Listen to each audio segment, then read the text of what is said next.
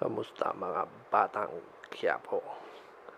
Muling nagbabalik ang nag-iisa at laging nakatutok sa episode ng Batang Quiapo gabi-gabi.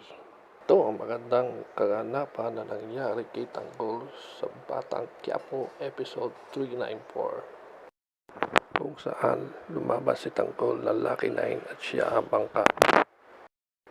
Sa kauna-unahang pangyayari sa buhay ni Tanggol ay mananalo siya dito ng sports car na Ferrari worth 19 million pesos dahil sa ipinesta ito ng kanyang kalaban.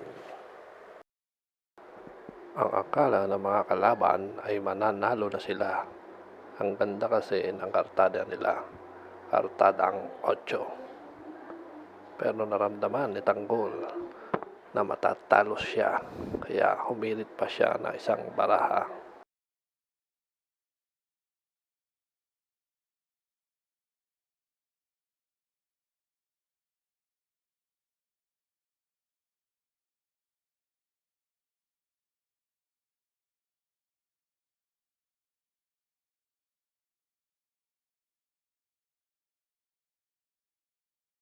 Dito makakakuha si Tanggol ng kabuuang bilang na 9. Sapat na para talunin niya ang mga baraha ng kalaban.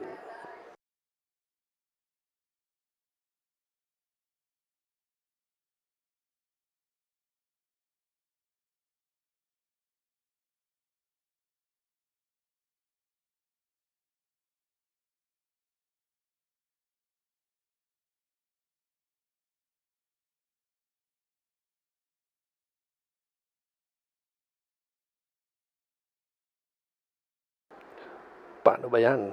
Akin na sasakyan mo, ang sabi niya sa isang magandang babae.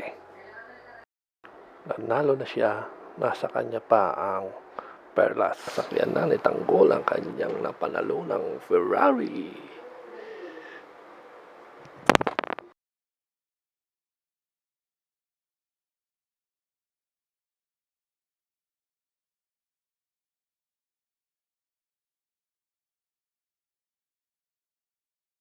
Ang astig ng dating, bagay na bagay kay Tanggol. Grabe, ganda naman nito mga chong.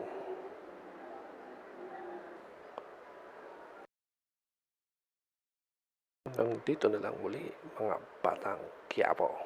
Muli, pakisubscribe sa aking channel at maraming salamat sa panonood. Bye-bye!